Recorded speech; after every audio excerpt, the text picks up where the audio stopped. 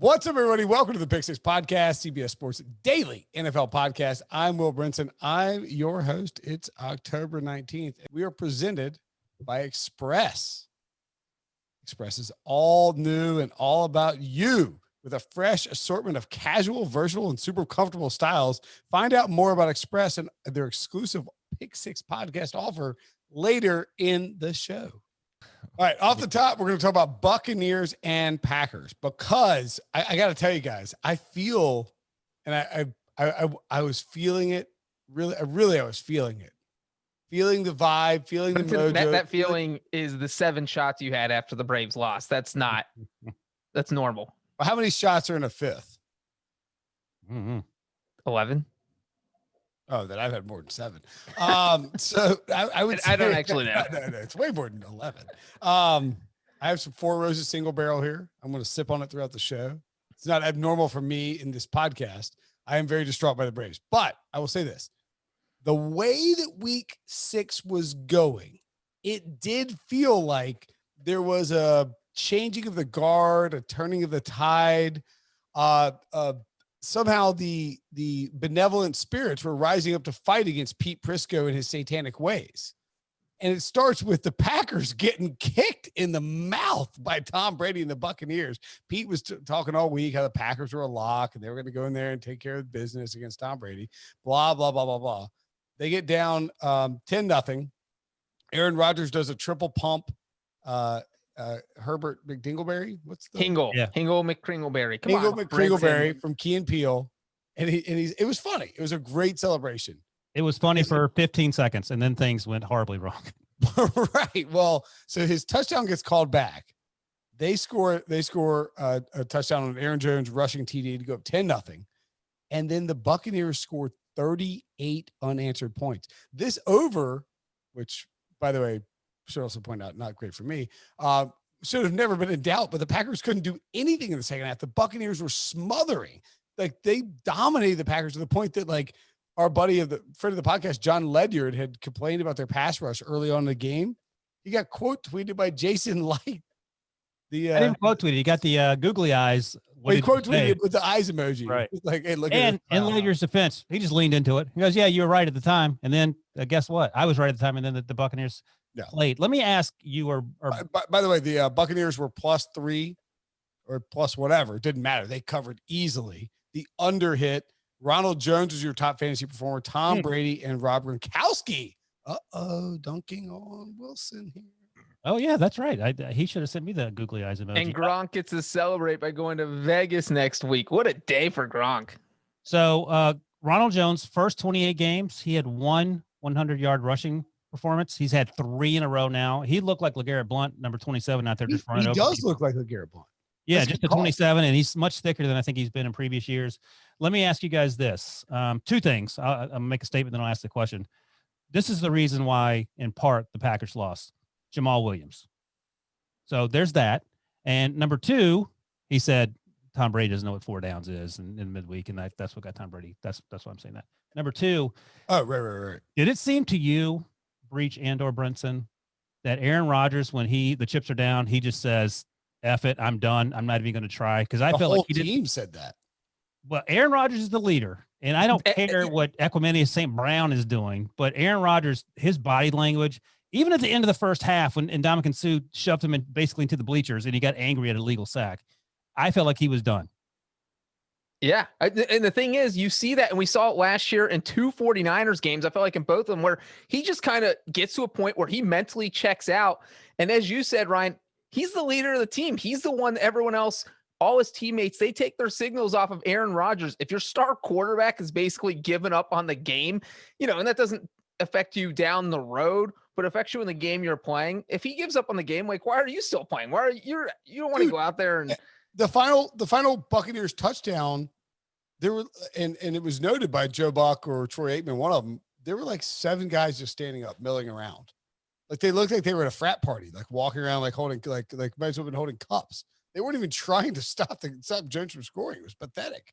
After they went up 10-0, the Packers had 5 yards total in the second quarter, and they only had 57 yards total over the final 3 quarters. And it was just one of those things where Aaron Rodgers is either the worst or best body language person, depending on what he's trying to convey. If he's happy, you can tell he's happy. If he is mad, you can tell he's mad. If he's totally given up, you can tell he's totally given up. And so it did feel that way. I think, Ryan, that like you had all those guys going to halftime in the Packers locker room, like, look, this is over. Like, why are we even playing the rest of this game? I told Prisco that Aaron Rodgers has already won the award, most valuable powder.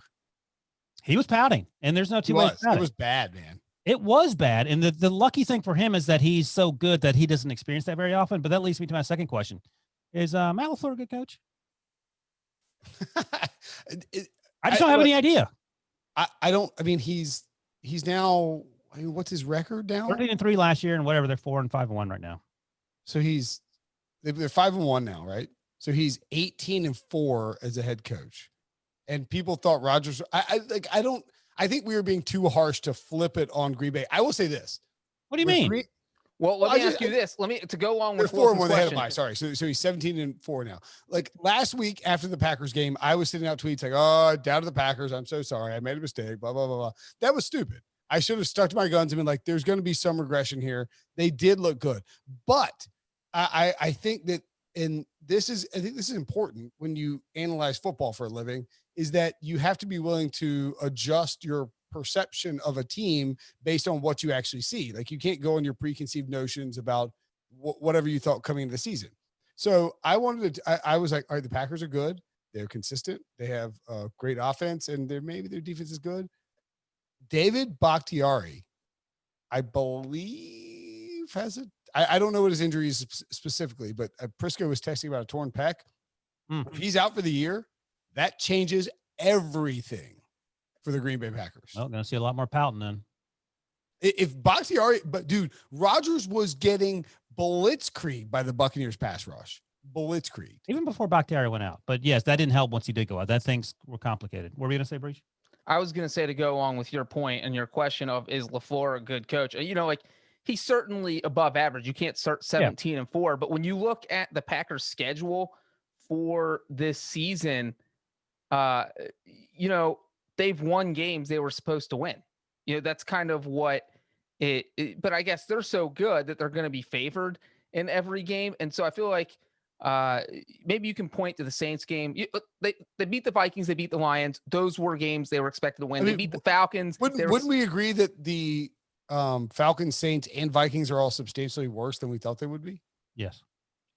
Like if you look at, I'm not trying to bury the Packers. That doesn't like stupid. I mean, I didn't think the Packers were that good in the first place, but it seems if you look at it in the context of 5 weeks, 5 games played, like beating Atlanta, whatever. Atlanta sucks. You guys are coach fired. Beating New Orleans, that was impressive. You go to New Orleans and you beat them, but like Drew Brees doesn't have Michael Thomas. He can't throw downfield. You beat the Lions. They clearly have no defense. And you beat the Vikings, who, again, have no defense. They've given up a bunch of points. And Ryan, your point about them quitting, they quit. It looked just like the 49ers games last year. Yeah. Look, I'm not burying them either. And I think what I learned is that they're not that much better, or maybe not better at all, than the Buccaneers. And I think Tom Brady. I think the Buccaneers are way better. Yeah, but we didn't know that coming into this game. The defense finally played well. They got after front four and back four. Levante David and Devin White were very good, and that all came together. So that was Devin White was the fun fact. Devin White, the last person to see me before I flipped over the rails of a scooter in Nashville. Oh, that's hysterical. In fact, I bet he remembered it. He said, I gotta try these scooters out. I was like, don't do it. They're dangerous. 5 minutes later, whoop. Brooks Brothers goes flying. So I think the Buccaneers are good. And let's talk about, we're not here to bury the Packers. The Packers will have their chances to deal with. By the way, Aaron Jones is going to go nuts against the Texans next week, who stink against the run. And Aaron Rodgers said he thinks this loss was probably good for the team. I think we need a kick in the ass a little bit to stop feeling ourselves so much. And that's, sometimes that happens too. So, they lost a bad one to the Chargers last year, the 49ers. Both times they rebounded and had big wins the following week. I actually went and looked at that, Breech. They won 24-16 against the Panthers at home after the Chargers loss. Then after they lost to the 49ers in embarrassing fashion after the bye, after that Panthers loss, they beat the Giants 31-13. And then, of course, they won by 10 at the Cowboys after they lost to the Eagles in the regular season.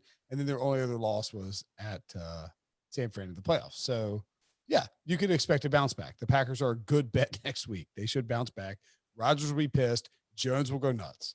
The Buccaneers, look, losing Vita Vea like that and then still having a good run defense is key. The Buccaneers are good. I wish I'd picked the Buccaneers to go to the Super Bowl from the NFC. They're good. Brady Rivers. That would have been awesome. Oh, get out of here. And they just traded, by the way, for Steve McClendon, defensive tackle for the Jets, Correct. Who I loved in Pittsburgh. And, he's been toiling away in New York for a couple of years. So that they're bolstering the defensive line there.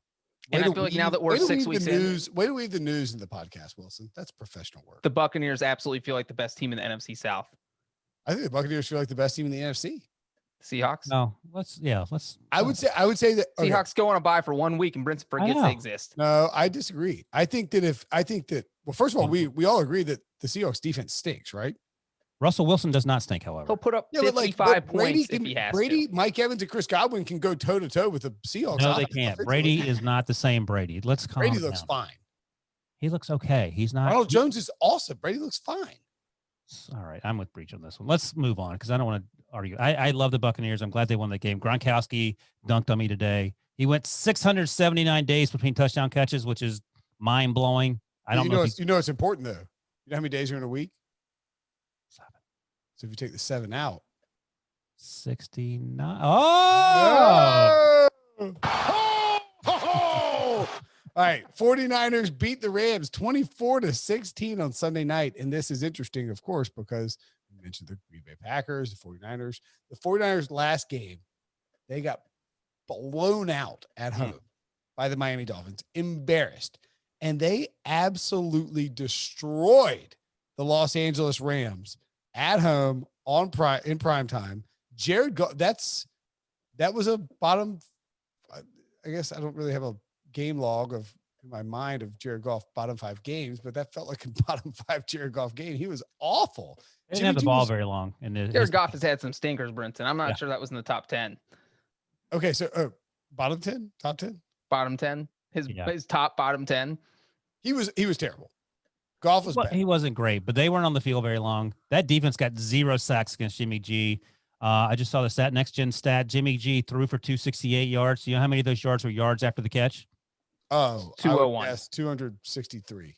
226. So the first 2 plays of the game were those little flip passes to Deebo Samuel. He scored on one. That was 44 yards. I think there were 2 more plays in the second half, including the last one that converted that third down. That kept the drive alive and let them run the clock. So it was a lot of that, a lot of George Kittle, and a lot of Mostert before he got hurt, and then JaMychal Hasty. And then, we talked about that offense on the other side doing straight up doo-doo. The 49ers did such an incredible job because they came into the game, and they were talking about it beforehand. Aaron Donald is the best defensive player in the world. We know that. The 49ers interior offensive linemen are not good. And they did such a great job of getting the ball to Raheem Mostert outside of the tackle box and getting him sort of in space. And then they got Deebo Samuel on the move. And you felt like watching this game that it was like a fireworks show because there was constant motion on both sides of the ball. And I thought Sean McVay actually did a very good job adjusting too later in the game when he realized Goff stinks tonight.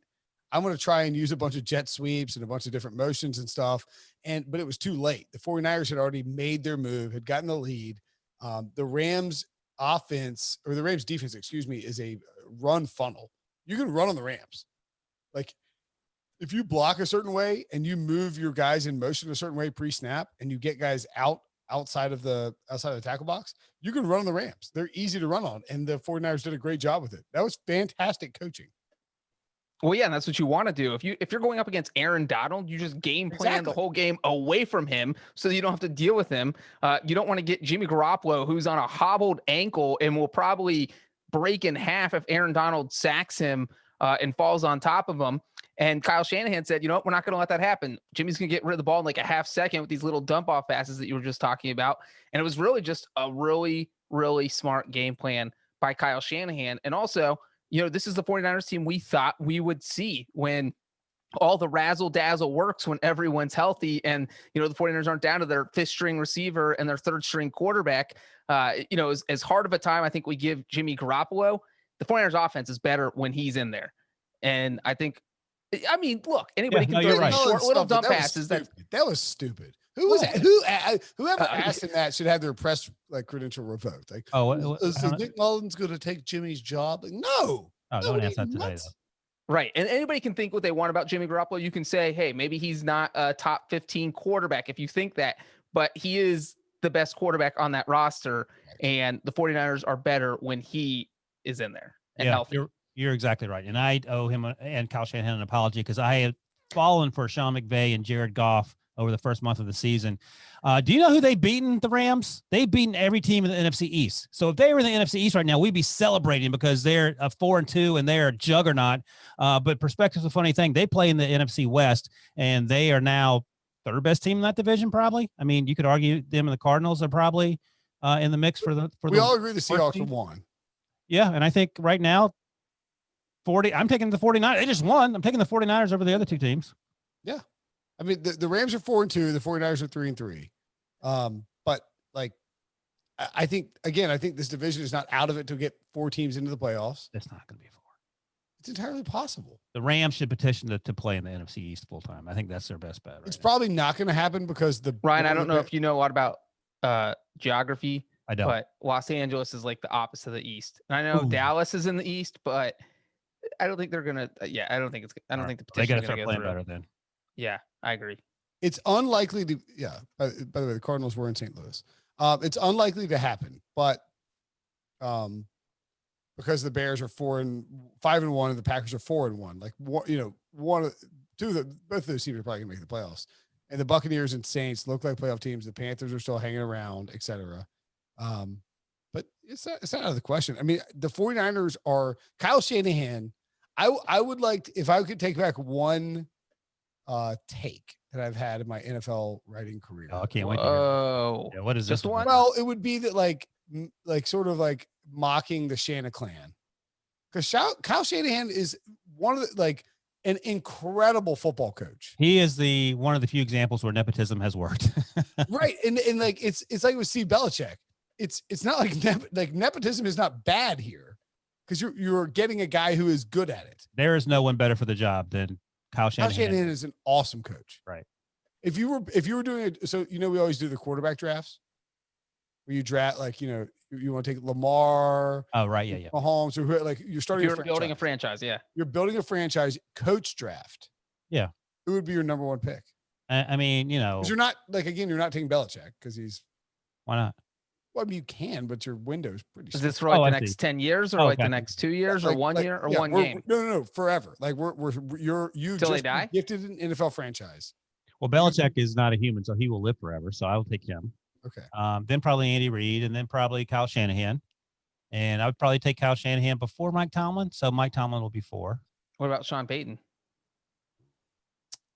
I don't know. Ryan. Whoa. You just hate Sean. I didn't hear just Sean weird that McDermott, Sean McVay, or Sean Payton. Sean Payton and loves Taysom Hill, and that gives me some pause. Yeah, Taysom Hill scored the game-winning touchdown the other night. All right. Okay, so I'm going to argue that if I'm starting a franchise, I would argue. Go ahead. I'm taking Kyle Shanahan first. That's fine. I mean, that's fine. Okay, it's not a hot take. He's 40. No. He's like a year older than me, and he has so much confidence that whatever he told you, you would believe it. But his offensive schemes are awesome. If you were a team that had the first overall pick, let's say the Jets decided, okay, look, we're going to trade 5 future first round picks, not including 2021, to the 49ers for Kyle Shanahan. So we have Trevor Lawrence and Kyle Shanahan. I feel like you can win with that. They have a ton of cap space. I mean, yeah. No? I don't think so. I think there's too many holes. Like, Kyle Shanahan's a great coach, but even a great coach is going to fail if they have nothing to work with. So if it's Trevor Lawrence throwing Samuel Kendrick Bourne, if Trevor Lawrence is throwing passes to practice squad receivers during his first season in the NFL, it's not going to work. The 49ers have duct tape at wide receiver, and it's 40 times No. better than the. What? Than the They have Brandon Ayuk. They have Debo Samuel. Yeah, they have duct tape. Gordon's actually good. Debo Samuel's a second-year player who just got off IR. While those guys were injured, they lost to the Eagles and the Dolphins. Yeah. So, there is only so much you can take losing personnel-wise before, it's going to hurt you no matter how good your scheme is. Okay. What's your level of panic on the Rams? Yeah, I mean, I think they look like the team we saw last year. I sort of was duped by them beating the NFC East, and they have it. By the way, their schedule coming up is incredibly tough, so things could turn sideways. I think they have 3 tough games and a bye, something like that, and then after the bye, I think they have Tampa Bay. So who are you looking at? We might need to do a emergency podcast for just to discuss Wilson in Connecticut. Wilson, like you were locked in. It's all you're like. I talk about this nonstop for 8 hours. I've been there. Like when you're like, you're thinking of your talking points, and so you're like, of course the Rams schedule. Like Wilson in New York. It's like, what's the Rams schedule again? Yeah. Wilson in Connecticut. It's like you won't believe the schedule. According to Football Outsiders, it's 17th toughest against the. And the funny thing is to think about the Super Friends convening for this podcast. You have Wilson, who's coming off a studio set because he's doing a show. Brinson, who's drinking, watching a baseball playoff game, and me, who was trying not to wake up a baby that's like 5 rooms away. So it's completely different dynamic. But Wilson's not wrong. So the Rams next Monday host the Bears. Then they play at the Dolphins. That's a tough turnaround on the following Sunday. Yeah, Dolphins ain't no joke. Short week, you have to fly across the country. Yep. They get their bye. Then they host the Seahawks. Then they have to, the next week, they have to go to Tampa Bay. Yeah, so that's too ridiculous. We knew that the Corona was happening when the schedule was released. Who did this to the Rams? Why would you have them be in like home against Chicago, in Miami, back home, and then back to Tampa Bay? You couldn't have just had them play Miami and Tampa Bay in back-to-back weeks. No one's using these stadiums, guys. Then after that, they have the 49ers at home, and then they have the Cardinals on the road. Yikes. Yeah, so, I mean, things could be. And then the Patriots on 3 days rest. That is tough. Yep. The Rams are a fate. If Goff play, I think they'll. Goff looked awful Sunday night. They didn't. It wasn't all him, but they have a lot of work to do, and he has to play A+ Goff going forward. That's the reality. Darrell Henderson's awesome, by the way. Yeah, B- Goff ain't gonna cut it. And Goff didn't get sacked at all. That's the crazy part. Usually when he struggles, it's because the other team is just putting so much pressure on him. And this was just bad throws, and he just didn't seem like he had any clue what was going on. It's like he was lost. Like he had a different playbook from Sean McVay. So I don't know what was going on. And McVay also did the thing where that Kyle Shanahan was doing, where he's like, I don't know that Jimmy's like feeling it right now, so I'm going to run a bunch of jet sweeps and motions and get it off of his plate, like take the burden off of him. And that's great that the coaches are that smart, but it's a sign that they don't trust the quarterback in that particular moment. Hard to do when you're losing 21-6. It is. Did you imagine having that thought, even though you gave your quarterback $110 million contract? I would be angry. Hey man, we're going to take it off your plate. We thought we were putting it on your plate because we gave you all this money. We're going to take it off the plate. You're getting too much work. The Steelers, I gotta be honest. I mean, I am a moron. On Friday's show, you picked. I didn't believe it. I don't know why I said it. I'll give you that. You didn't believe it. I was staring Steelers -3 in the face before 1 o'clock. -3 is a terrible line, though. You figure something's up. It was right. It was so bad. But my buddy Nathan likes his phrase. Sometimes a line is just a line, and this was just a line. This was free money. If you wanted free money, the Steelers had it for you, because this game was not close. It was over midway through the first quarter, and that's not an exaggeration. When Minka pick six Baker, it was done.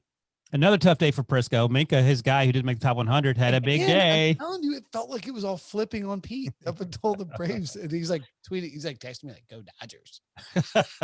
Go to hell, man. Like, burn, Pete. I hope you burn in hell. And I hope when you get there, there's like a one-legged Jake Plummer who's like talking to you 24/7.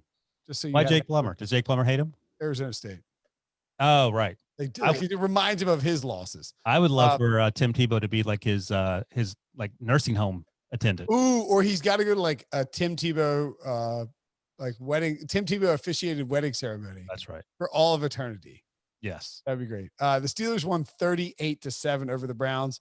the Steelers. I'm so mad at myself. I crushed the picks today. You sure did. And one of the ones I missed was, and I took the Eagles because in the Washington football team, I was like, these are just weird lines. I'm just taking them. But one of the two I missed, 9-3 apparently. Actually, that's not right. They hit me down for the Rams. That ain't right. Was the Browns. The Browns should have been dogs by 7. It was insane, and that wasn't enough. The Steelers smashed them. The Browns want to run, and the Steelers are good at stopping the run. Baker Mayfield sucks when he's playing good teams or teams that rush the passer. And the Steelers are a good team who rush the passer. He sucks. First of all, too. I would also like to apologize. And he had busted ribs. Yeah. I was wrong about the Steelers. My apologies. Oh, that's right. I keep forgetting you. Brinson, you're being grilled. I am getting tweets about how wrong Brinson was on. Did you know your coworker picked the Steelers to finish in last place? So yeah, bro, I know that because we're going to rub it in Brinson's face the rest of the year. Of course I know that. Devo, cut that apology and we should tweet that out. Cut it. Yeah, cut it. Look, would you like the caveat too? So yeah. I wasn't even that wrong though. Like the Bengals are a little frisky. And the Browns were 4-1 coming to this game, and the Ravens are a good team. So it's entirely possible the Steelers could actually finish in last place if Big Ben wasn't healthy. But he is healthy, and I don't think their pass defense is very good, but their pass rush is great. Their run defense is fantastic, and they have tons of weapons. And Chase Claypool is a monster. If you get drafted, the biggest validation for any human being in their entire life is being drafted as a wide receiver by the Steelers. Yeah, that means that you're good at something. Because they don't draft bad wide receivers. All they do is bang out good wide receiver draft picks. It's unreal. Chase Claypool's a monster. But saying even Ben is healthy, sure, he's healthy, but he hasn't been great. He was completely average in this game. They still won 38-7. That's how good the Steelers are. If Ben Roethlisberger plays above average, you could argue the Steelers are the best team in football. Yeah, let's settle down. I thought that's right, Wilson. I'm going to jinx them. Teaser here. Briscoe's putting him 1 in the power rankings. Whoa, he's jinxing him. That's a Briscoe jinx. He hates Russ. So he's putting a stink on him. And by the way, he is playing better than average. I'm quite comfortable with where he's playing. He's not pushing the ball down the field a lot, but he throws jump balls to Chase Claypool, and Chase Claypool catches them. By the way, Deontay Johnson's only played a handful of games this year. I think he's probably missed as many as he's played in. So when he's healthy, that's one more weapon. Arguably their best wide receivers coming back. They are deep at wide receiver. Juju has not been involved. To Juju's credit, he has not complained. We'll see if that changes. But the advanced metrics likes the Steelers defense better than my eyeballs do, to your point about the pass defense. This was a big game for Minkah, according to people who watch all 22, that Minka's actually done fine this year. He just hasn't flashed on when you watch the broadcast. So he's been less but I mean, that's to be expected. Like you're going to regress on right. Touchdown turnovers. Or throw away from or whatever. But Bud Dupree is playing out of his mind. He's actually arguably playing better than TJ Watt. That's huge. Cam Hayward and Steph Tuitt inside are playing out of their minds. And to your point, Stefanski could not run the ball. And when you can't run the ball with a quarterback who has 14 broken ribs, it's going to be a long day. They brought in Case Keenum, and they actually looked better. And I wonder if they had started him if things would have been closer. They announced that they benched. It was weird. So it was on Nance and Romo were on the call. It was a CBS game, and they were like, Baker Mayfield's been benched, and then they realized, they were like, it wasn't benched. They were getting blown out, and you just didn't need to let Baker Mayfield get blasted. You could hear him through the broadcast moan every time he got hit. The kid he had no business playing. Banged up. No business.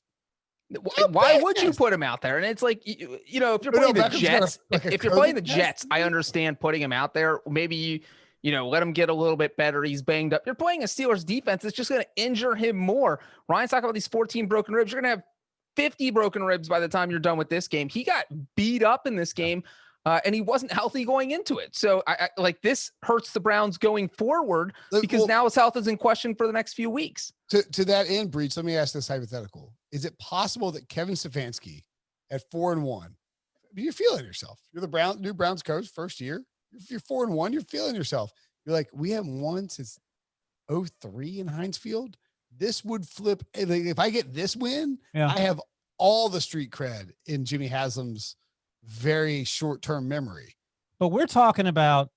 What I'm saying is that I think that Kevin Stefanski or whoever else was involved in the decision may have erred.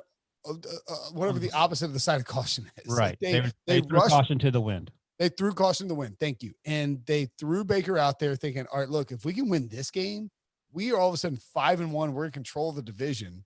But as Breech was noting in our previous conversation, isn't that sort of like Sean McVay saying, all right, Jared Goff, go out there and do things I know you can't do. Fingers crossed. And it's then a little bit like Sean McDermott, like tossing out Nate Peterman. Yeah, that's disrespectful to Baker Mayfield, but okay. No, I'm saying, but like he's a former number 1 overall pick. He has a bunch of rib injuries. What are you putting out there against TJ Watt, Bud Dupree, Cameron Hayward, and this? Is this crazy? What if Stefanski's thinking, you know what? This is 2 scenarios here. Number 1, is this a Gone Girl thing where you want him? He wants number one. Baker Mayfield goes out there and he wins, and then boom, I get all the credit because we beat the Steelers in Pittsburgh. I'm going to get a parade in week 6. Boom, and Baker Mayfield's the starter for the rest of the time. Or Baker goes out and plays horrible like he did. Now you've opened the door to possibly playing Case Keenum down the road. Because that's a can of worms. I mean, would you be shocked if we see Case Keenum start a game in the next 4 weeks with a completely healthy Baker Mayfield? Baker's been good. I didn't ask. Are they going to throw him out there injured again next week against the Bengals? They're going to blast whatever crappy team they play next week. Don't worry about it. Well, we'll see. All right, what's next? It's the Bengals, Ryan. Oh, I see. I got it. Not that locked in, are you? Tighten up, pal. By the way, the Browns haven't won. They've lost 17 straight games in Heinz Field. Not Baker, good. Again, I can't stress this enough. This is one of the biggest mistakes of my picks / gambling career. I've been doing this for 30 years. Does it rank higher or lower than Garrett Bradbury, Rookie of the Year? Oh, like, is it higher is bigger mistake or lower is bigger mistake? Bigger mistake. I would put this is top 5. This is a free space. You don't get free spaces in gambling much. The Steelers were free money. Baker's hurt. Odell hadn't practiced because he's got a COVID test. The Steelers have owned the Browns. They haven't won in 17 straight games at Heinz Field. They play them every year there. Mike Tomlin destroys the Browns. Ben hates the Browns. It was free money, and I'm sorry if anyone bet on the Browns based on my recommendation. That is my fault. He will pay you back, by the way. All right. No, I will not. Moving along. Send him a Venmo request. I'll tell you what I'll give you his Venmo name. I'll tell you what I'll do. I won't send you any money. I won't send Ryan any money. But I will give you a. Don't you owe money for the Mitchell Trubisky thing? Yes. You should send Ryan some money. You should send him double what you owe him. Interest. There's a lot of interest. Interest is a lot. Instead of sending Ryan money, I'm going to give you something better than money, Ryan. Oh, what is it? It is an opportunity to text the word football to 397-737. And immediately, as soon as you text that, get a $25 off a 50% purchase at Express. That's right. You see me? If you're going to YouTube, you're watching us, you see me. I like to be casual. Cool. You see Ryan texting. I like to be casual, comfortable, a little bit professional, slightly aloof. John Breech has just texted football to that. I don't know if you can do that as a member of the podcast, but try anyway. I need clothes that are casual and extremely comfortable. And Express has that versatility. That's what I'm looking for.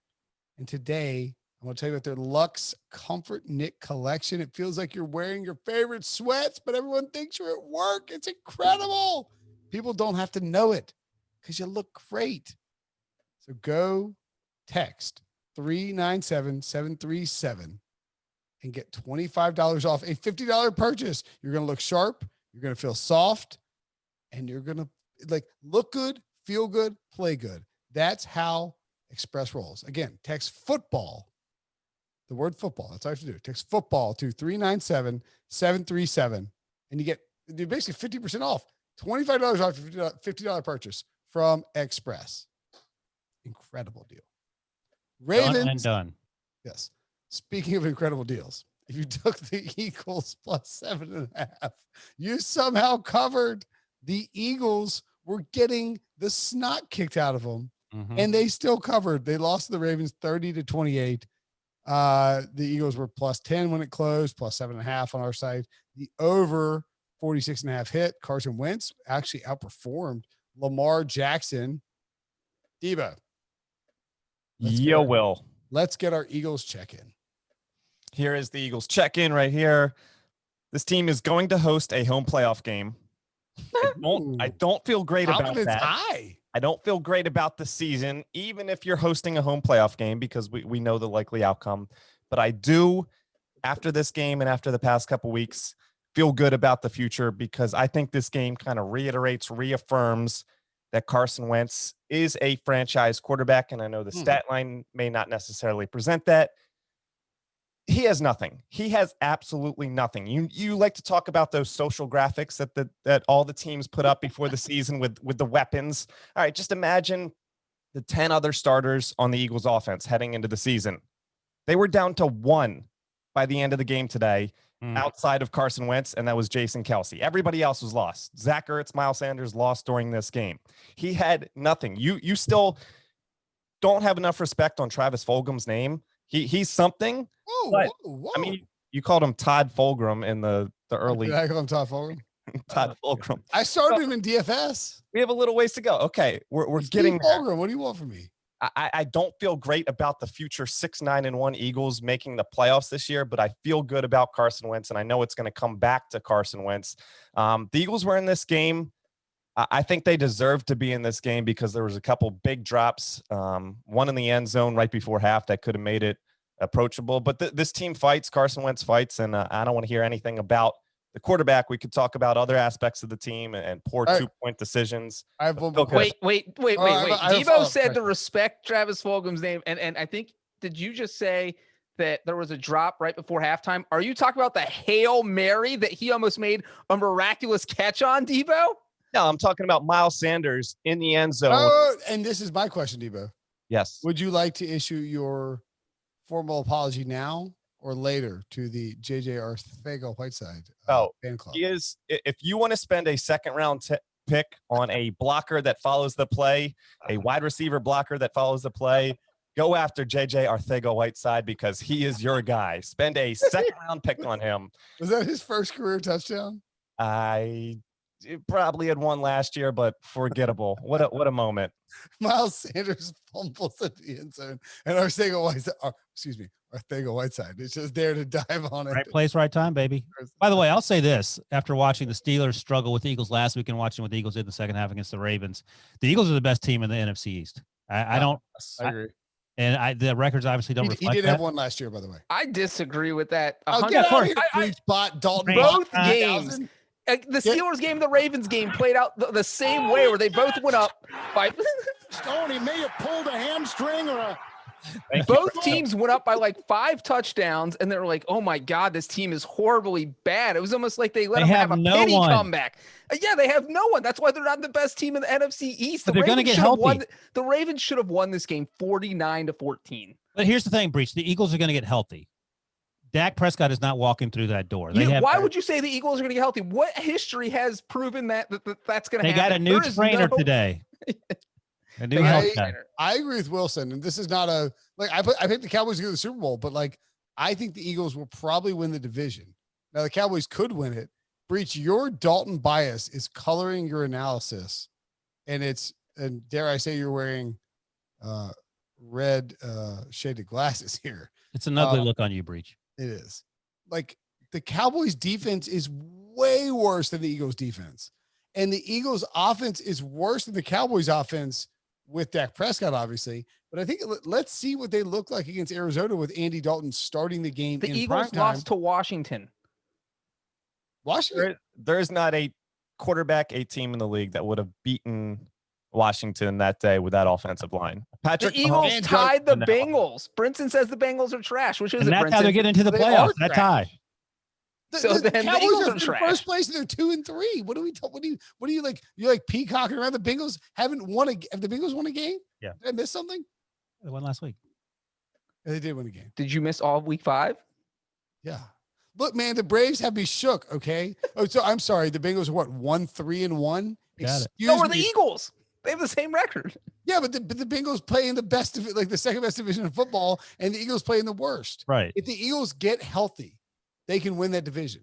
Even if they get not 100% healthy, Breech, but if they get 50% healthy, 50%, that's it. That's We're fair. waste a lot of time on this podcast talking about the the home division champion Eagles losing. Like, they're going to lose to the New Orleans Saints or the Rams in the first round of the playoffs. But we're going to waste a lot of breath on talking about who the best team in the NFC East is. I feel like throughout the season, it's just, I mean, it's a big division, but it sucks, like Ryan said. Well, since we don't want to waste our time. Look, let's acknowledge that the Cowboys wide receivers and pass catchers are better than the Eagles. And let's acknowledge that the Eagles defensive line is better than the Cowboys. Yeah. Now, would you rather have Doug Peterson or Mike McCarthy? Doug Peterson. It's I'm not crazy about Doug Peterson. Me either. It's not close. I'd give you Doug over Mike all day long. Yeah. Brinson, I'll purchase you $50 worth of Express if you can tell me what college Jason Kroom went to. Oh boy. Jason. Who caught a touchdown in this game today? He's a tight end, right?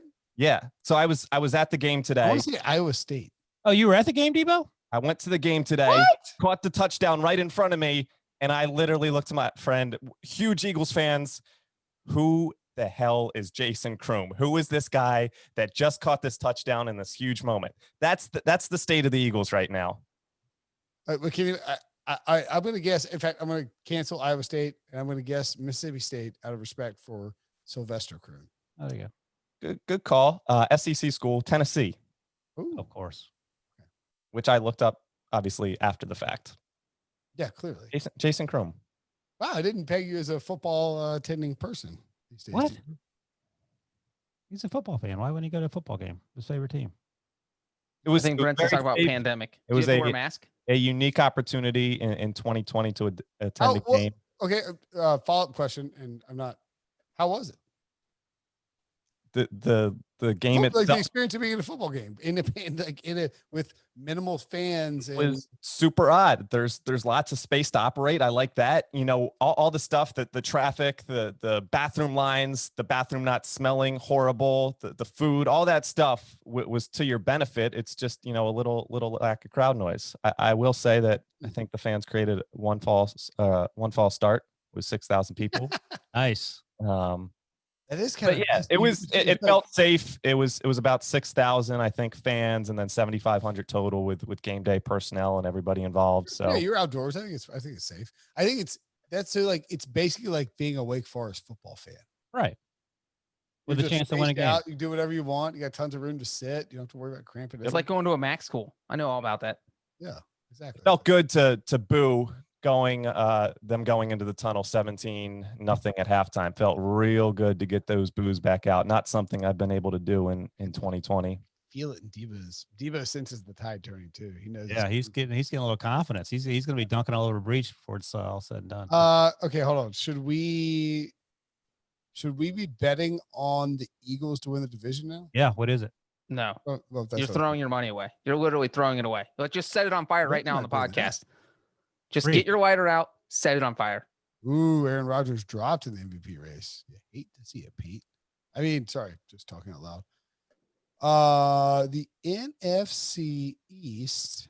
While you're looking that up, I just want to say that should there be a little bit of concern about the Ravens offense right now? We've seen 2 straight weeks. They're winning games. So, you know, that's the key.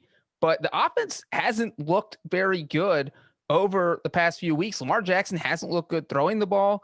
He ran for 100 yards, but that's not exactly what you want him doing all the time. So I had this discussion with Briscoe because we have a $100 bet on Ravens versus Steelers.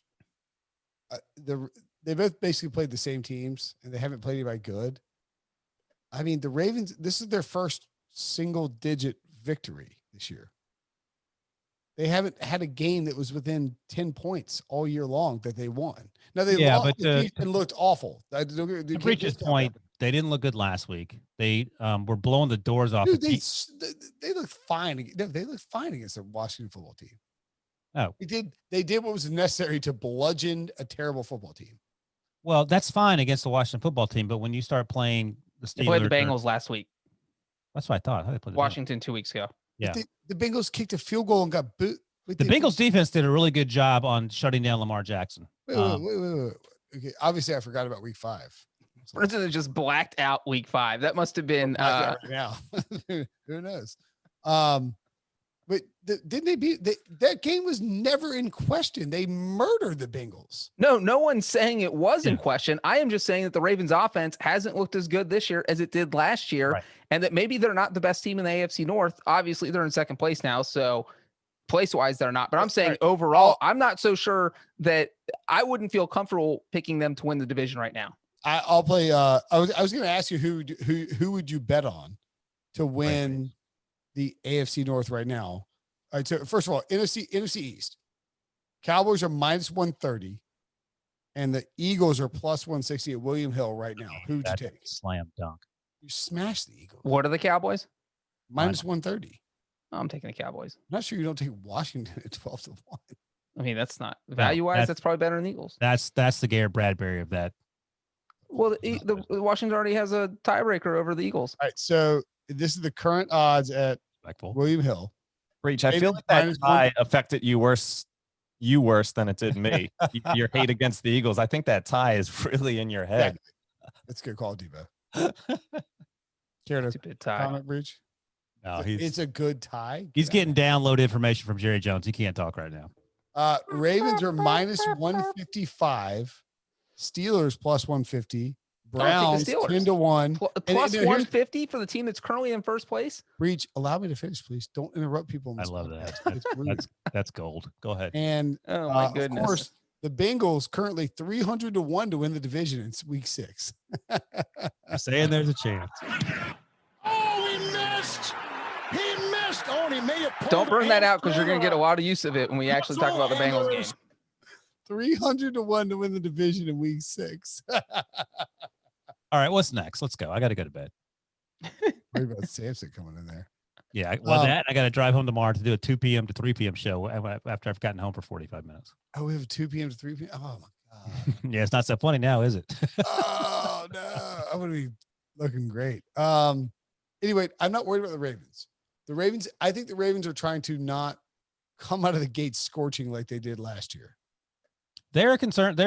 Breech is right. There's some concerns about Lamar Jackson not being the person he was last year. So Their next 5 games: Steelers, Colts, Patriots, Titans, Steelers. and their wide receivers, they have issues at wide receiver. They don't have an established go-to. Mark Andrews is fantastic, but who you throwing the ball to consistently? No one has yet to step up. Wait, Steelers, Colts, Patriots, Titans, Steelers. Yeah, That's what he just said. I mean, that's the division and the AFC decided right there. Exactly. If they win all 5 The of next those, 5 weeks will decide the AFC hierarchy.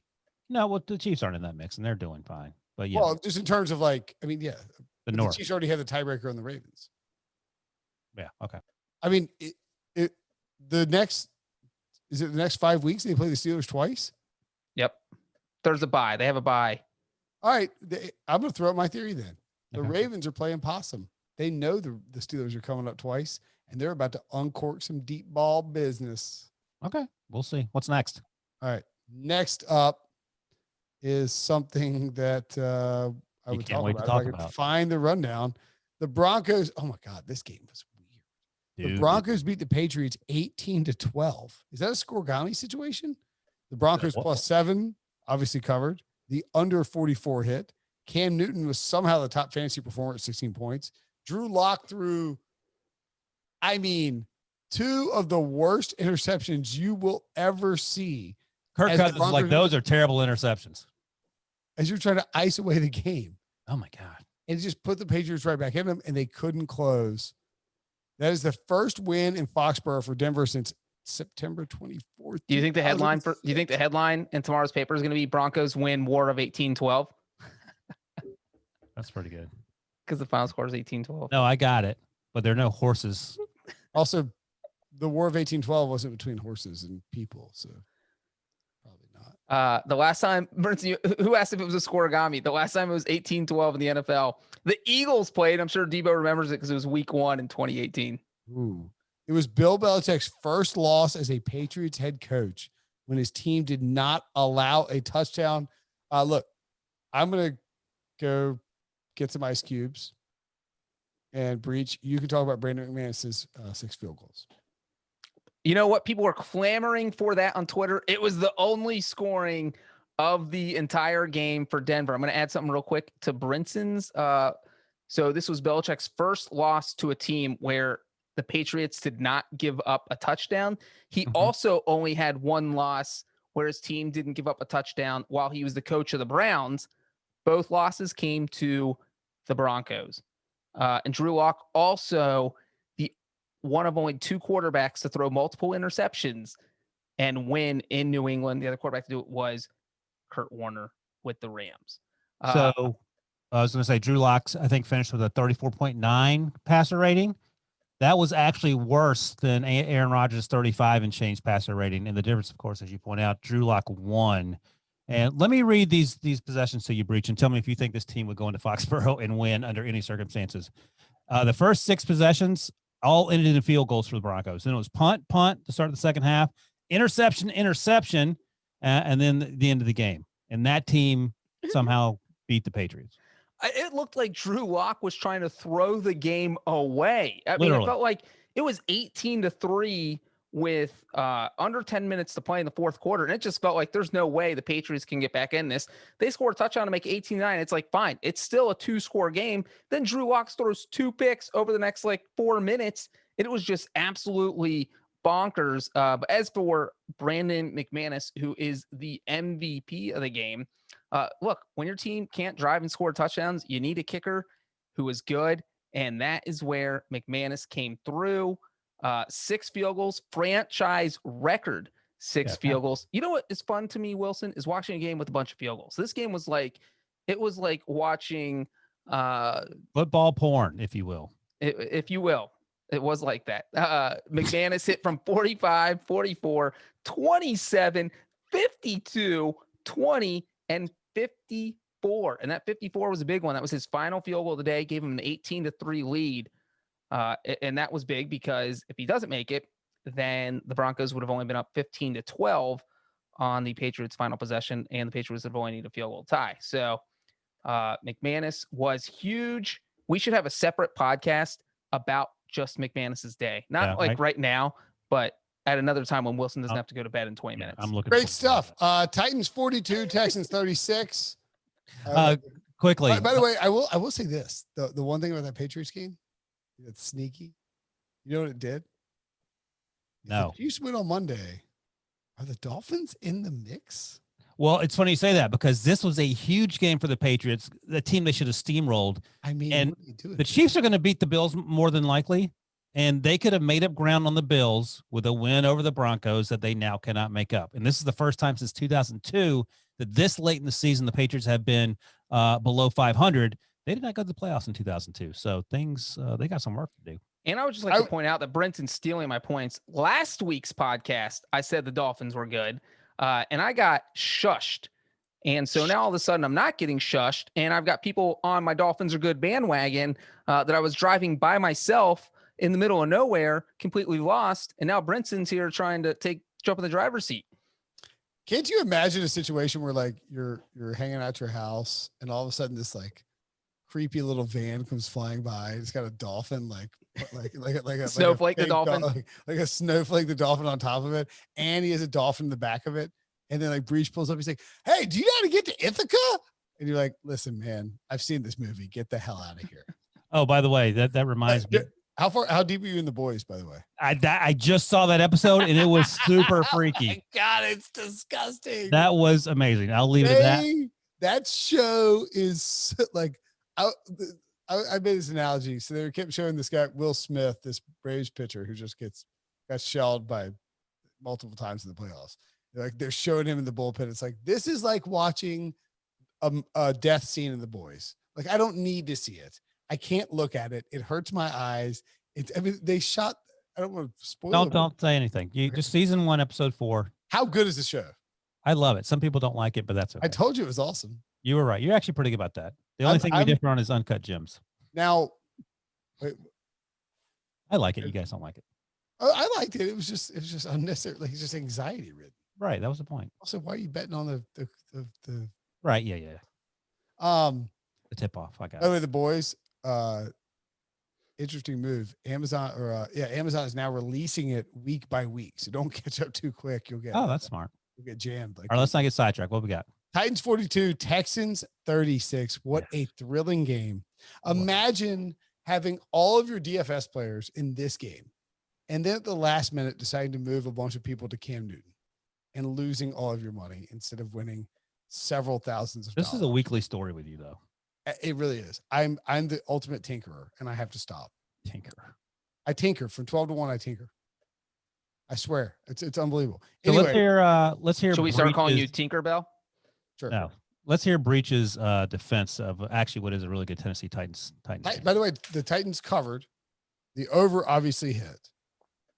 And Deshaun Watson, 39 fantasy points. Derrick Henry was an absolute monster in this game. I think he finished with 212 rushing yards.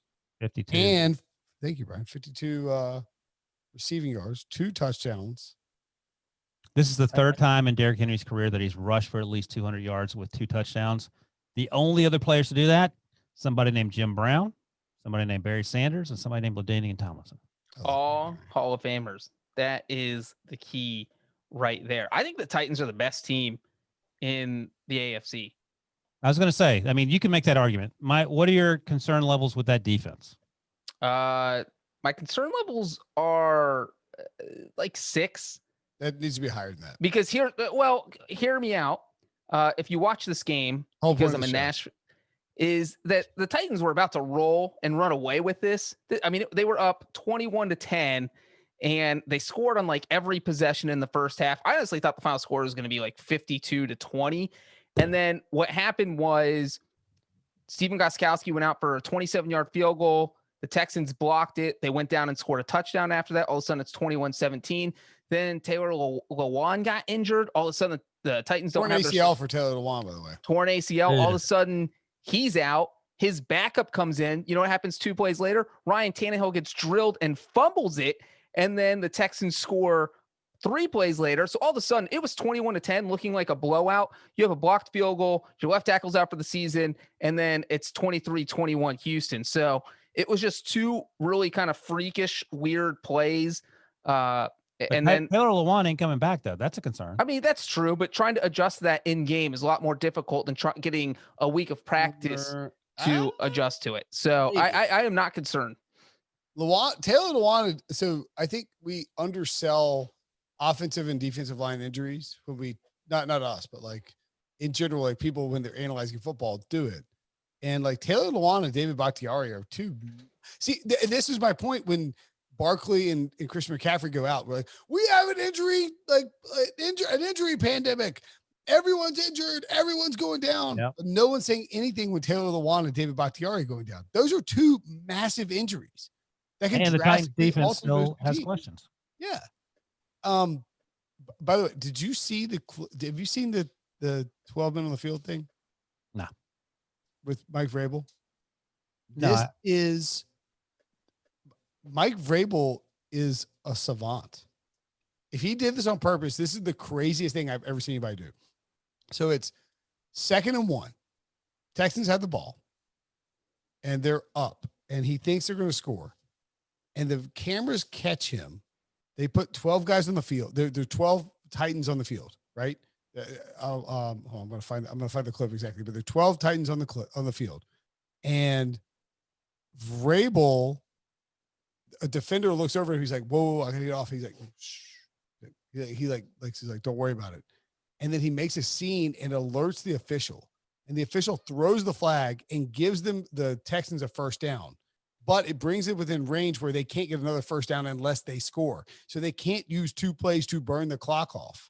He trotted out 12 dudes on the field on defense on purpose in order to maximize. It saved him 40 seconds, and the Titans scored to send it to overtime with 4 seconds left. Wow, that's doubling down on out Belichick and Belichick last year using exactly, Ryan. He did I think Mike Vrabel might be a genius. Or at least he has the common sense to have someone who's super smart tell him those things. But yeah, I'll give him credit. That's amazing. I mean, you watch it. If you watch the clip, it is like, I think Vrabel just is locked in and knows what he's doing. I think he's a good coach. Yeah. And like, just to be clear for people who didn't watch it, it was 2nd and 1 with 3:49 left. And so the Titans knew that the Texans are probably going to get a first down on second or third down. Even if the Titans stop them in second and 1, that's just 40 more seconds. They're going to run off the clock. If you take the penalty, now the Texans can only get one more first down because they'll be right inside the 20-yard line. So the next first down would have been inside the 9. So there's only room for one more first down. Plus the penalty stops the clock, and you don't have to worry about that next third down happening if you had stopped them on second and 1. So it minimizes the amount of plays that Houston could run going forward. And so that would have been a maximum of 7 of plays. It's in like 40. It was next level. Stuff. Yes. It yes. really is. It's like, I don't know how a head coach can be thinking, like he has to have someone in the booth watching these specific situations. Cause like Ryan mentioned, he out Belichick, and it's not easy to do that because you're trying to coach the game. You don't have time to say, oh, this is exactly what's going on. It's second and 1. But I mean, it was brilliant. So 3 minutes and 5 seconds left. The flag is thrown. If the Texans run the play and get stuffed, they're like leeching off 40 seconds. And then they're going to run another play. That's going to be a run. And they're going to leech off 40 seconds there. And so he basically saved his team for it. If he did this on purpose, and I'm not trying to like take away credit from Mike Vrabel or like not get like, that is unbelievable coaching. Yeah, and to your point that I don't think anyone would question Mike Vrabel being a good coach. Again, Matt LaFleur's not doing this. No one's doing this. But the question is, like, there's no doubt in my mind that Mike Vrabel knows what he's doing. I have questions about Matt LaFleur just because Vrabel's the most underrated coach probably in the NFL. That could be. I think that might be right. I want to defend Romeo Crennel real quick. He got a lot of crap on Twitter for going for 2 after the Titans were winning, or the Texans were winning 30-29. They scored and they went up 36-29, and they scored with 1:50 left. And Crennel decided to go for 2. If you go for 2, you were over. It is over. So you have, if you think a 2-point conversion has a 50% chance of making it, you have a 50% chance of ending the game. And to anyone on Twitter, it would just, the simple question is, with 1:50 left in a game, would you rather be up 1 score or 2 scores? I mean, that's really what it boils down to. And anyone in their right mind is going to say they'd rather be up 2 scores. So if you have a 50% chance of just completely ending the game, you're going to take it. And most coaches in the NFL, if they're down 7, so if you fail, they're going to kick the extra point and go to overtime if they score. And also, the Texans hadn't been able to stop the Titans offense all day. So it's almost like you're assuming the Titans are going to get a touchdown on the ensuing drive, which they did. So I thought Romeo Crennel absolutely made the right decision to go for 2, even though they didn't get it. I also think that the analysis of that decision lacks the foresight that like basically envelops all of professional football. So would you rather be on offense or defense? Offense. Always, right? Unless you're the Browns playing the Steelers, but yeah. Right. I mean, like you would always rather be on offense. You have the whole point of the analytic stuff is that you have a greater than 50% chance. And it's not like 90%, although God knows you. Anyway, it's like 53%. I was about to go on a rant about my wife and percentages. Oh, it's like 53%, right? Or 56% for 2-point conversions. Sure. It's about 50%. But it's above 50%. That's the whole point. But here, let's take it a step further. The extra point, which is a 33-yard field goal, is less than 100%. So that means on average, you're going to get less than 1 point percentage-wise. So if it's 50-50 for a 2-pointer, it averages it to more than 1 point. So it makes sense to go for it. But my point was, and my wife just texted me, which is terrifying. Apparently my dog who came up here woke my wife up. Thanks, you little EOS. If you have a 53% chance of successfully converting a 4th down conversion or 4th down attempt, do you know what that means? The defense's percentage is 47. It means you'd rather be on offense. So if you're Romeo Crennel and you're talking about the situation, would you rather go for 2 with a 53% chance to convert it, or would you rather kick and then give the Titans a chance to go for 2 when you have a 47% chance to convert it? It's easy math. You want to be on offense. You want to dictate the game. You want to put the percentages in your favor. And if you go for it, you have a 53% chance to convert or whatever it is, versus if you're on defense, you're at a disadvantage at stopping the conversion. That is not crazy game theory. And I get the people like, you got to kick, go up 8, make them get the touchdown to 2-point conversion. I get it. But if you're up 9, you win. It's not that hard. By the way, kicking the extra point isn't 100%. Especially not with the Titans, who had a 26-yard field goal blocked and missed a 37-yard field goal, plus all those misses Gostkowski had in week 1. He was bringing back the week 1 memories for Tennessee fans in this game. So an extra point absolutely was not. So would you rather have a 75% chance to make a 33-yarder with Stephen Gostkowski or a 52% chance to go for 2? I mean, it's not like super complicated. In that spot, you go for 2. You're up 9. The game is over. You don't go to overtime and you don't lose by 6. And that's hindsight, obviously, but there's a very clear mathematical application here. And I'm not even a math guy. You are not a math guy. No, I'll vouch for that. Confirm. All right. What's next? Fun fact real quick. The Titans became the first team in NFL history with a quarterback who threw for 350 or more yards and a running back who rushed for 200 or more yards in the same game. It's never happened before. Right Tannehill wasn't great in this game. That's fine. Are you kidding me? He was a 64. What did you watch? Like the 1 minute where he fumbled the ball? Or a bad pick? Bad pick late? Yeah, that wasn't a bad pick. It was a middle of the field. He threw 4 touchdowns. He was good. Sorry. I retract that. Sorry. He was good. He was very good. He was dealing early, and then I'm too lazy to argue with you. What's next? All right. Well, look, I watched a bunch of Braves games, drinking a bunch of bourbon. Leave me alone. Right. Oh, I know what's next. The Colts 31, the Bengals 27. Oh, God. Oh, he missed. He missed. Oh, and he may have pulled a hamstring or a muscle, and there is complete elation. He played the whole thing for that one. I know. So Randy Bullock didn't pull a muscle, but he did miss. And actually, this sucks because I had a money line parlay with the Bears, Falcons, and Bengals. It would have paid me. It would have had a comma involved. So thanks, Randy Bullock. Go F yourself. Also go after yourself, because I literally was thinking in my head how I was going to rub it in Brinson's face that Phillip Rivers threw a late game 4th quarter interception with his team leading 28-27 that set the Bengals up for what would have been the go-ahead, possibly game-winning field goal. Then the young quarterback, Joe Burrow, threw a late, horrible interception that ended his team's chances of. You guys won yet? Yes, Brinson. For the 3rd time this podcast, the Bengals haven't won. Ended his chance of getting that's right. He tweeted out he got a win. Ended your chance of getting a second win. And instead settled for a loss. Breech, they were up 21-0. What was the halftime score? Was it 24-21? No, the Colts took the lead on the first drive of the second half, I think. What happened? Yeah, the Bengals were winning 24-21 at the half. What happened? Well, first of all, is that the Colts came in with the top scoring defense in the NFL.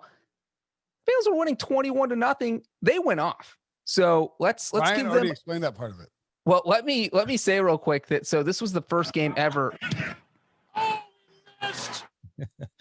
We bought the baby a Bengals onesie finally. This is the first game she was allowed to wear it. It was like, you know what? Fine. It's been 6 weeks. And, I text a picture of the family and the Bengals go up 21-0. So now they're texting back. Whoa. You texted a picture when they were up 21-0? No, before the game.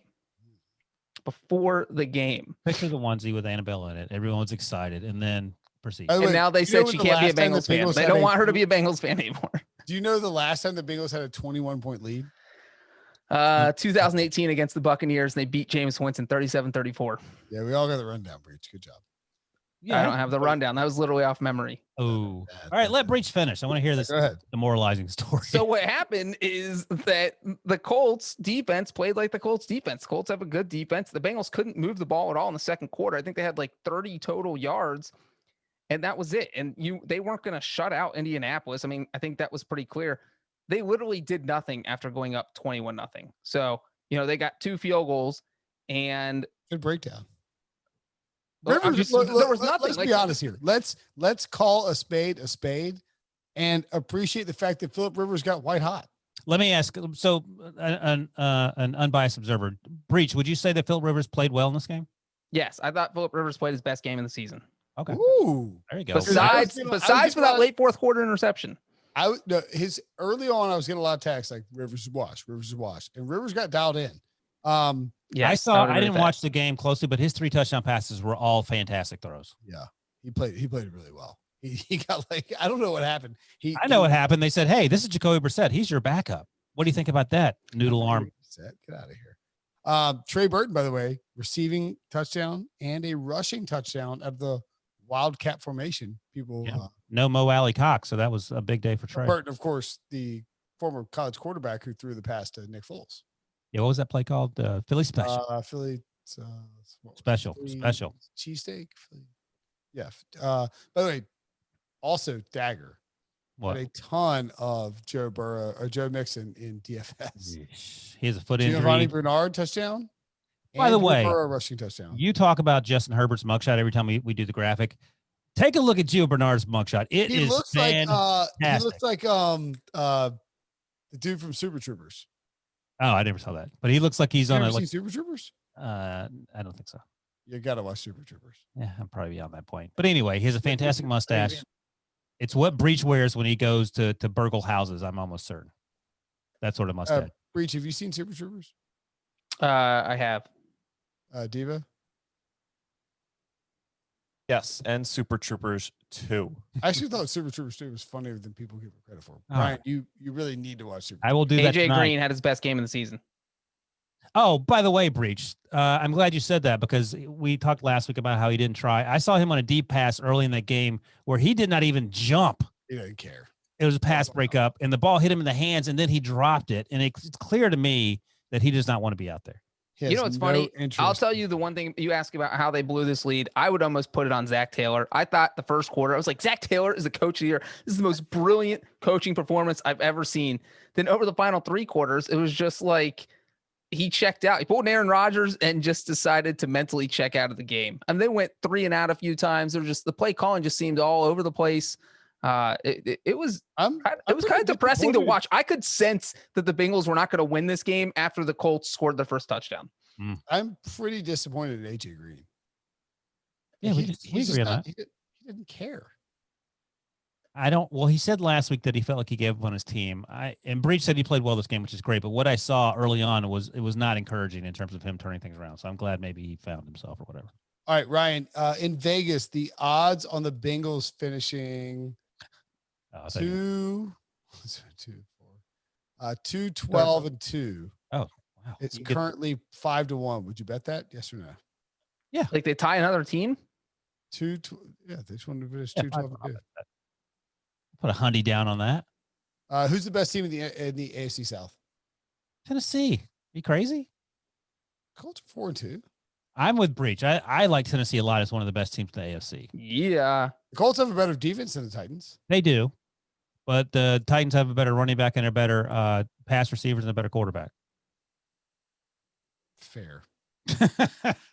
They did lose the left tackle. So the Colts haven't played anybody. All right, let's take a break. When we come back, we will discuss the Falcons dropping a 40 burger on Minnesota. Falcons 40, Vikings 23. They manscaped the Vikings. Oh, obviously the Falcons plus 3.5 covered. The overhit. This over had no business hitting, but it was a quintessential like 2020 NFL game where Matt Ryan extends a play on 4th down, throws like a little like jump pass to Julio Jones, who takes it 40 yards for a touchdown. And then Kirk Cousins goes back the other way to Justin Jefferson for a touchdown.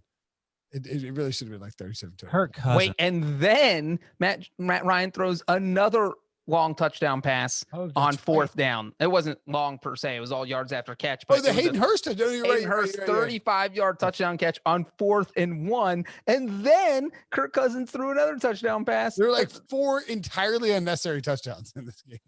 and that to me is a microcosm of why Kirk Cousins is terrible.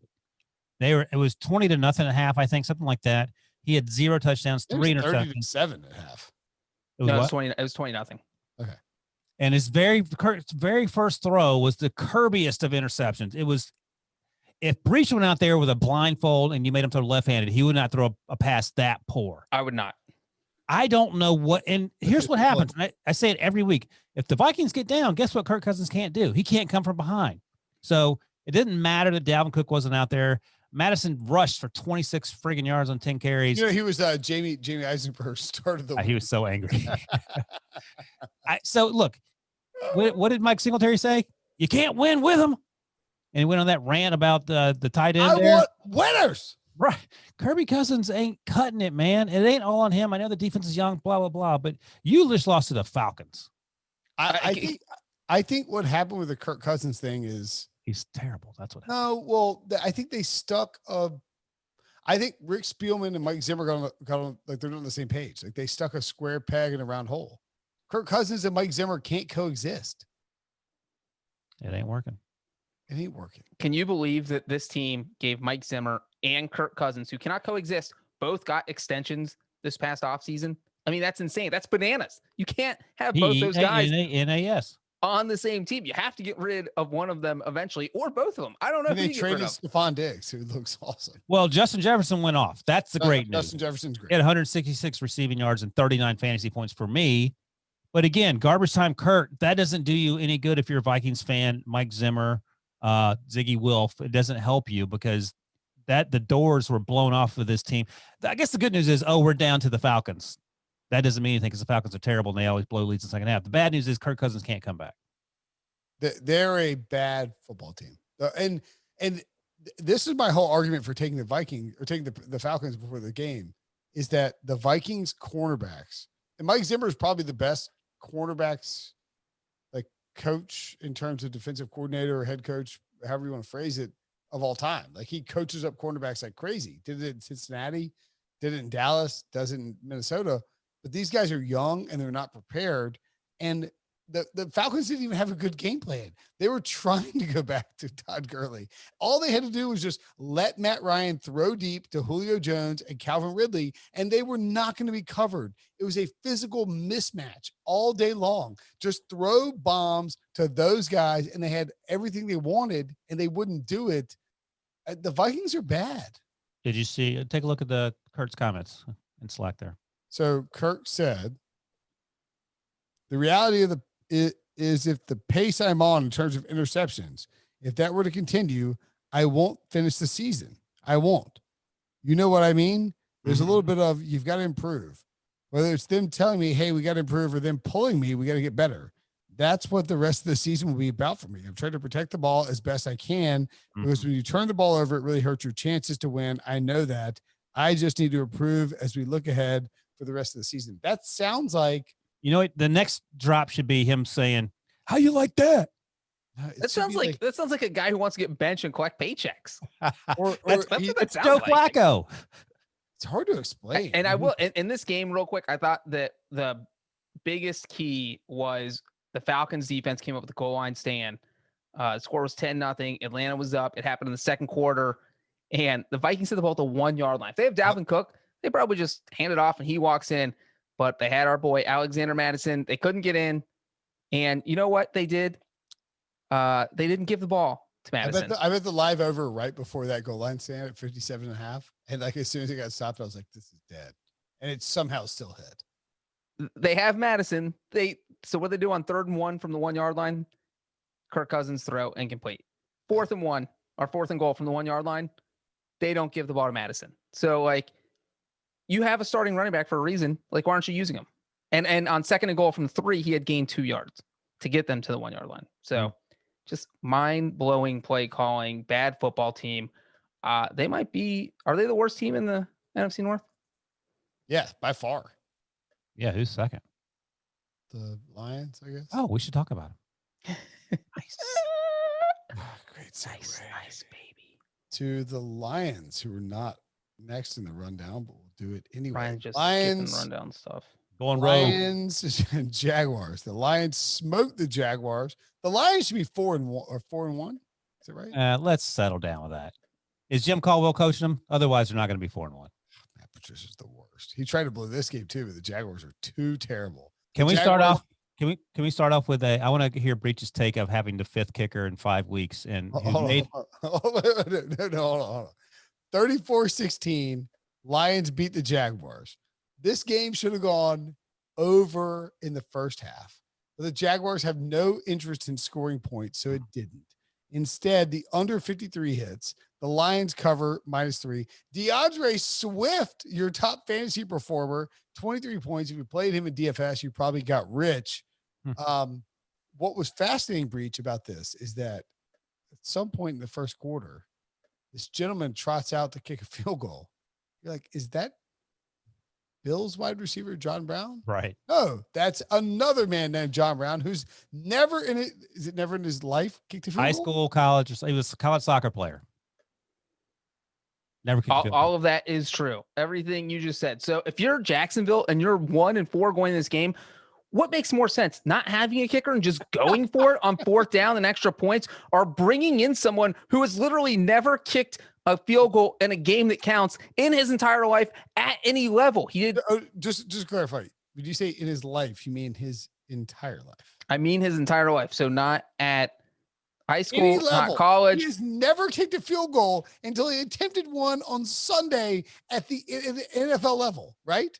He tried a few That's preseason. Insane. He had a few preseason field goals with the Bengals, but he had never made one in an actual game. There's a different pressure level between a game and a preseason game. And he missed a 32-yard field goal, but bless his heart, he did make one field goal. Made his first one, which was it was pressure packed. But the point here is that I go back to is this: if you're just going to bring in some guy off the street who's never kicked a ball in his life in an actual game, just go for it. Just go for it on fourth down. You have nothing to lose. You're 1-4. You're probably going to be fired in 2 or 3 weeks anyway.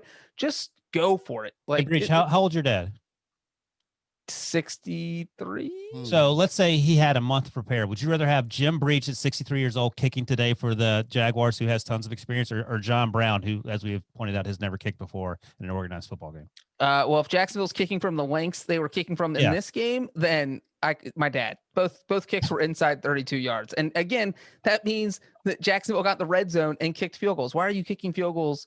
It just did not make any sense. You should call into Jacksonville radio on Monday and say, listen, my dad's Jim Breech. I would have rather had him out there kicking those field goals than John Brown, a soccer player.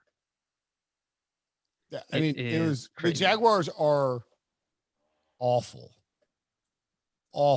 Not as bad as the Jets, but they're not great. Yeah, that's right. They're the Jets without the they're they made the mistake of not being the Jets. They should be the Jets. So on the flip side, the Lions have 2 wins in 5 games. I don't think the Lions are that bad. Well, I was going to say, what does this mean for Bob Quinn and Matthew Patricia? They're not getting fired right now. No, but I mean, what do they need to accomplish to keep their jobs? 8-8, I feel like is what it should be, but I don't know. They had lost their last what we said this last week, last 6 games. Double digit leads. I mean, like they should have been the Saints. Enough, but that should have. They had 3 games this year where they were leading by double digits. How many wins does Matt Patricia have to avoid getting fired? Is what I'm asking you. But if they win those 3 games, they're like 5-1, and people were like, "Oh," I'm dancing around like, "Oh, suck it." Took the Lions win the division. Said they sink. Okay, so when they go 6-10, Matt Patricia can say, "Well, we won those 4 other games. Don't worry." Right, if I gave you an offer right now, you can bet the Lions 10-1 to make the playoffs. Would you do it? No, Ooh, I would. I'm not throwing away that $1. 10-1. $1? Would you gonna bet $1 on it? I'll give you $1 million to 1. Go along with my Mr. Trubisky thing and my Trent Williams. Whoa. All right. So what do I eat for Trubisky and the other bet? I don't know. Let's say $10 $15. Sure. All right. You're going to give me what odds for the Detroit to make the playoffs? $4 billion to 1. I'm not going to make you pay me $4 billion. I'm going to take the money that I owe you and put it on the Lions. So give me a reasonable offer. I'll give you a 10-1. Somewhere between 10 and 4 billion. I was looking for something like 25. Right. Let's do 25. 25 to 1. All right. I will roll my losses to you. All right. $15. PayPal it to me. Don't Venmo it to me. PayPal. Why not Venmo? I'm kidding. PayPal's what old people use. By the way, if you do Venmo, you don't do private Venmo, you're a sucker. All right, let's move on. Yeah. What's next? Why are we talking about the Jaguars? By the way, Safari sucks. Freezes every 3 minutes. What's the next game, Devo? Ryan, I can't scroll down. and now everything's lost. Giants 20, Washington 19. That's not what I had, but let's hit it. Bears-Panthers. Sorry, it froze. It scrolled down a bunch. Bears-Panthers. 5-1 Bears, and you're putting them at the end. And while we were chatting, our buddy Matt Snyder, Major League Baseball writer for CBSSports.com, was texting us because all these Bears fans are peacocking around. Joe Musso, the anchor in Stanford, comes peacocking in after the Bears win. Our lawyer friend who doesn't do anything at law school would tweet about stupid stuff. He's peacocking around. So the Bears are going to the playoffs. You talk about the Lions. The Bears are going. The Bears are probably going to the playoffs. No, they're going. Not guaranteed.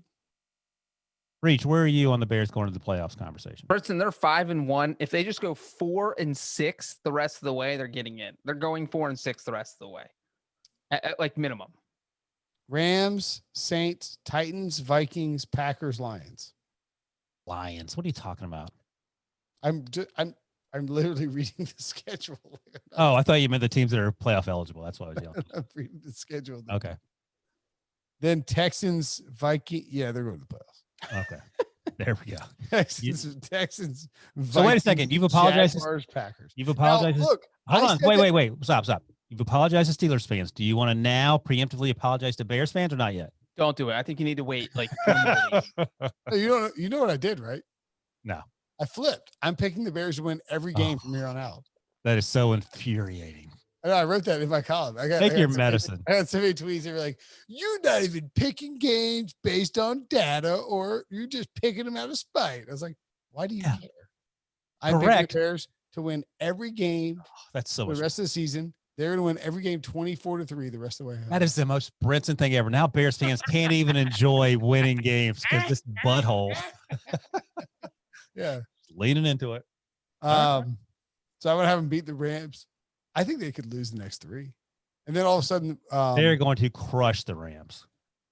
We just talked about that an hour ago. Yeah, they will. No, I'll I agree with that. What's the line there? Well, you're on the losing side if you're taking the Rams. Where is it? It's in Chicago, right? It's in LA. No, it's in LA, and the Rams are favored by 6.5.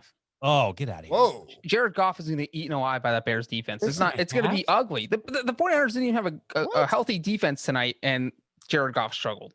Was that before or after the I don't know. Sunday Night Football? I don't know, but it's a lot. 6.5 is way too much. Yeah. I mean, have to the Bears. Nick Foles, baby. Right?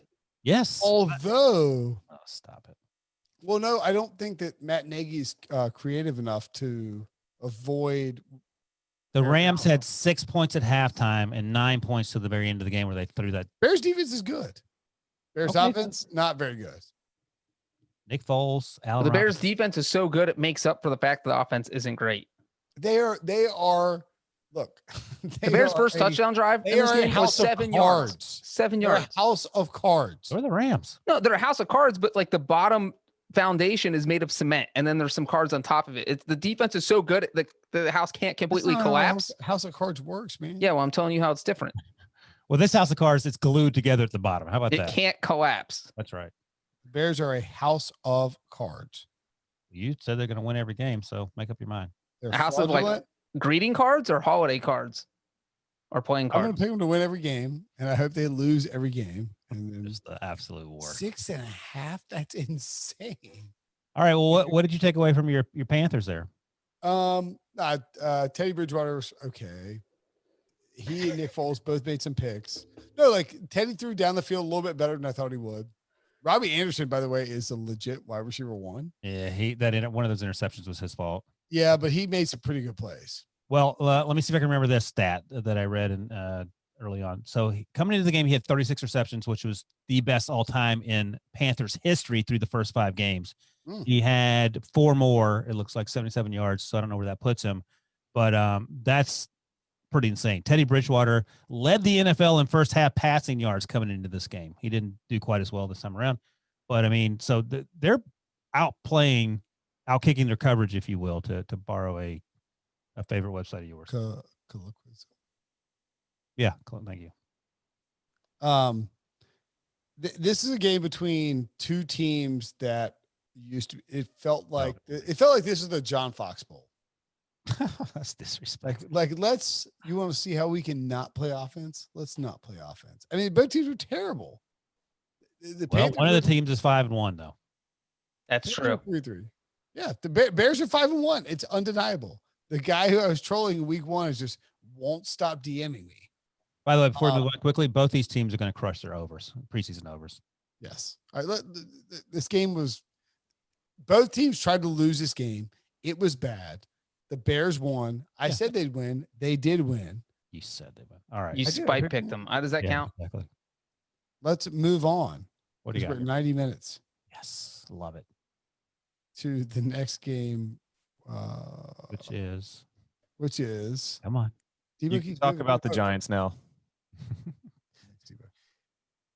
Giants 20, Washington 20. football team 19. Yes, I love this. Devo's like enough. I'm going to give one sentence on this game. We're going to move on. Okay. What's your sentence? Daniel Jones, no replies. Washington is bad. Daniel Jones is worse. And yet, he still overcame a decent defensive performance by the Washington football team to win this game. All right, let me ask Breech this. Breech, how did you feel about Ron Rivera? Dolphins going for 2 in the end? 24, Jets. Completely for it. This is what I said about Doug Marrone not having a kicker. If you're a bad team, if you're 1-4, 1-5 at this point, you just do whatever it takes to win. And you go for 2 at the end. You have nothing to lose. Play to win. I was completely for it. Ron Rivera's comment afterwards was, if you want to know how to win, you have to learn how to win. And he's not wrong. Like, did he play the dunk music after that? Because that's pretty dunk worthy. That would have been great. I mean, I thank you for going for the win. Thank you for not playing for the tie. No one wants to see these two teams. Like, it'd be like if you tied, like they're wearing long sleeve t-shirts, you pull the sleeve over their hands and tie it, and they're having a slap fight like that. Like, no one wants to see that in overtime. It'd be awful. Yeah. I will say this, Daniel Jones coming into this game, 17 of 18 games with a turnover. The only time he didn't have a turnover was previously against the Washington Football Club. He had a turnover today. So he's 18 of 19 games. 32 turnovers since 2019. That's unacceptable. You think they're going to, like, how much longer?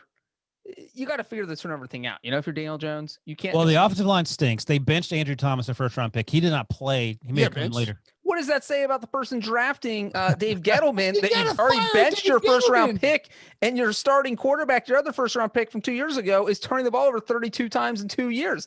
That if that is not a get rid of your general manager offense, I don't know what is. Blown 2 first-round picks. They won today. He can put that on his resume. Oh, so I was talking about this with Azer on the Twitch stream last Sunday. I thought I was talking with y'all. Azer is convinced that if the Giants finish with the top overall pick, they will draft Trevor Lawrence and trade Daniel Jones. True. Yes. I said this every week. Now, did we talk about this last week? Maybe. Go. What's the Brinson, put a poll up on your Twitter. Would you rather have Trevor Lawrence or Daniel Jones? It will be 100% Trevor Lawrence. Don't even be close. No, that's not true because Dan Schneider would be the one. Would you rather have Joe Burrow or Trevor Lawrence? Well, that's different. Don't put me in that spot. It's the same That's thing. Inappropriate. Joe Burrow is a million times better than Daniel Jones. Joe Burrow tied the Eagles. Daniel Jones did not. Everyone would rather have Trevor Lawrence than anyone. But I say that every week. Not Patrick Mahomes. I know. I don't disagree, but I'm saying, like, now the Giants are in this weird space where you take him. It's not weird. You take Trevor Lawrence. The Giants are fine now. They got 2. Haskins is easy, right? Yeah. But like I said last week, the issue is if you're in a position to get Trevor Lawrence. Why are we talking about this game longer than one sentence? Let's move on. All right. Okay, move on.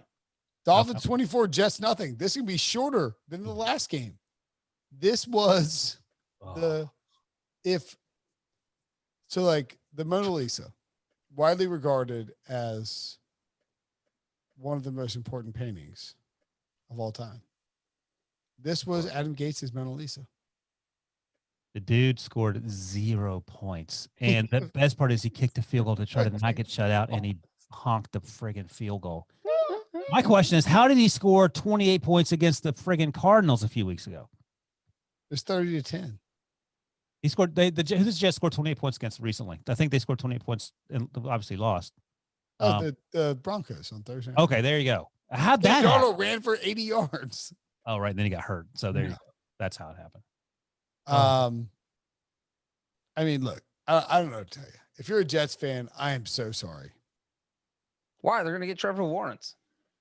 Yeah, but they'll screw him up. No, you fired Gates. You let him tank the team. You're tanking, but you look like you're trying because you're letting Gase tank the team. So I think this is. I don't want to derail the podcast about. Oh well, we're good. we're going to the midnight programming in 30 seconds. So get it No, out. I'm just saying, like, I think there's like the whole point is, do you want Trevor Lawrence Yes. being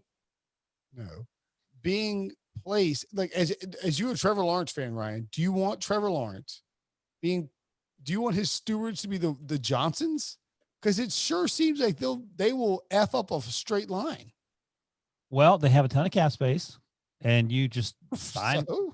Well, yeah. I mean, Joe Douglas, is he the answer? We don't know. I would imagine that. I think Joe Douglas is a good GM. I don't know that the Jets are the spot for him. Is it a better or worse situation? What if it's just a crap organization? I mean, you have to go back 10 years now, but they won with Rex Ryan and Mark Sanchez back-to-back years AFC Championship games. I mean, okay. A lot's changed in 10 years. I get that, but I mean, they were able to do it, and that was built around defense and the running game. Mark Sanchez, was never one to throw the ball down the field consistently. Let me ask you guys a much more important question. Are the Miami Dolphins a playoff team? Yes, they're good. 3-3. I think they are. It's just feeling it. I Tua's first action. I'm riding the Dolphins playoff wave. I'm taking Snowflake the Dolphin all the way to the playoffs. You heard it here first. Tua played. Is that what you said? Yeah, Tua came in and was spotted on the field afterwards, talking like soaking it in. Sitting, he was literally FaceTime. Yeah, it's FaceTime his family. Good for him. Yeah. The Dolphins are 2-3. Oh, they're 2-3. Oh, excuse me, 3-3. Oh, I was right. Pats are 2-3. Bills are 4-1. Host the Chiefs on Monday night tonight. I don't know about the Dolphins. Yeah, I mean, they're going in the right direction. No. They're going the right direction, but you got to deal with the Raiders. Oh, right. Yeah. I mean, Colts, 0-7 last year or something like that. Yeah, it's tough. Fitz is playing well. Can they steal the division? Yes. Ooh, Breech didn't hesitate. What would They've been so good this year. This is the same. They've been within 3 points in the fourth quarter against the Patriots, Bills, and Seahawks. They could have won all three of those games. This team is like 7 plays away from being undefeated. do you know what whoa. Oh, just don't get distracted. Come on, we're almost there. Are the odds for the AFC East right now? If the Dolphins are over plus 400, I would drop money on it. They're 7.5 to 1. Oh, gee, my God. Go for it. Put your money where your mouth is. Yeah. What do you I will. think the Bills are? You don't know where my mouth You is. just told us, I think, right? Plus 140, something like that. No. That's minus 130. Minus 230. The Bills? Yeah. Sweet mercy. Pats are plus 250. I wouldn't put that on the Bills. That's a lot of money. I would bet on the Pats. But I mean, they're 2-3. They just lost to the Broncos at home. The Pats might stink. That's true. All right. Just let me give you the Dolphins next 6 games, and you just tell me real quick. You put think it on the me, record? but it's not me. I know. Rams, All right, Breech. Dolphins next. This is Breech's winners. He's reading the Dolphins schedule. All right. Okay. The Dolphins. Rams, Rams, Cardinals, Chargers, Broncos, Jets, Bengals.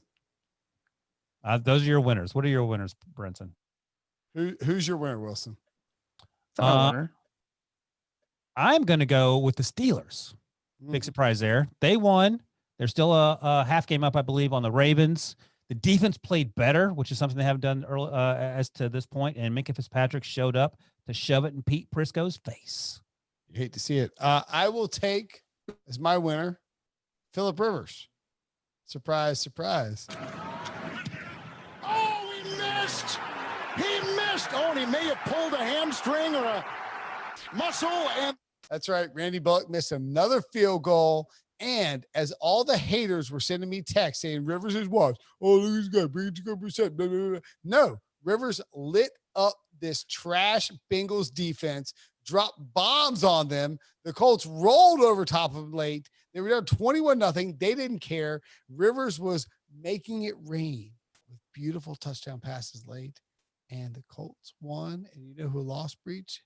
Yeah, boys, the Bengals. It's a moral victory, Brinson. It was a moral victory. Who's your top loser? Well, my winner was your winner was the Dolphins. The city of Tampa Bay, because they won the Stanley Cup. They have the Rays go to the World Series, and now the Buccaneers just plastered the Packers. Oh, that was backdoor shade about the Braves. Look at that. Ha ha ha! What? You mentioned Tampa Bay in the World Series.